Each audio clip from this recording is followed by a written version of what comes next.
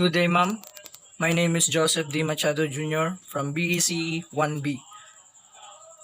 P62, page 794. Example, 16.1 wave on a string. A student takes a 30 m long string and attaches one end to the wall in the physics lab. The student then holds the free end of the rope, keeping the tension constant in the rope. The student then begins to send waves down the string by moving the end of the string up and down with a frequency of 2 Hz. The maximum displacement of the end of the string is 20 cm. The first wave hits the lab wall is 6 seconds after it was created. A. What is the speed of the wave? B. What is the period of the wave? And C. What is the wavelength of the wave? Strategy. The speed of the wave can be derived by dividing the distance traveled by time.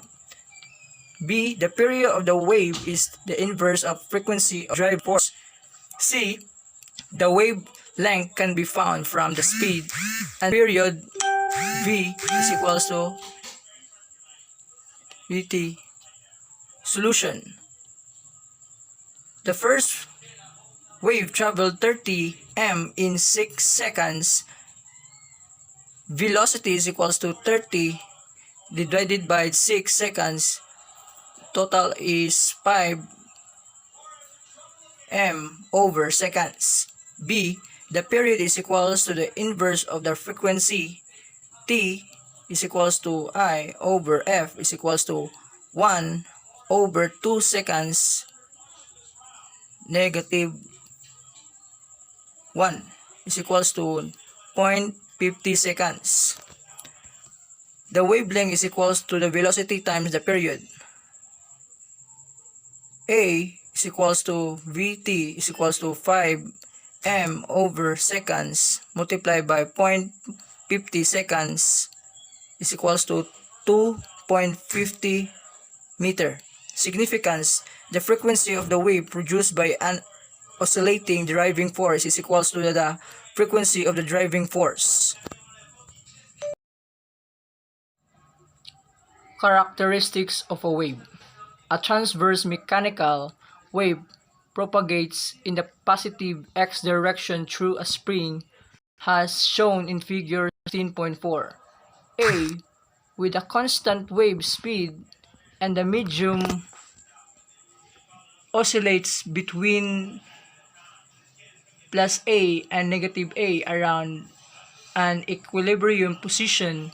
The graph in figure 16.6 shows the height of the spring y versus the position x, where the x-axis points on the direction of propagation. The figure shows the height of the spring versus the x position at t is equals to 0.0 seconds has a dotted line, and the wave at t is equals to 3 seconds has a solid line. A. Determine the wavelength and amplitude of the wave. Find the graph velocity of the wave. Calculate the period and frequency of the wave. So this is the graphing paper. Figure 16.6, a transverse were shown at 2 instants of time. Strategy. The amplitude and wavelength can be determined from the graph. Since the velocity is constant, the velocity of the wave can be found by dividing the distance traveled by the wave by the time it took the wave to travel the distance. The period can be found from V is equals to I over T, and the frequency from F is equals to I over T. Solution. Read the wavelength from the graph. Looking at the purple arrow in figure 16.7, read the amplitude by looking at the green arrow. The wavelength is I is equals to 8 cm and the amplitude is A is equals to 6 cm. So this is the y axis, x axis. the wavelength, the distance traveled,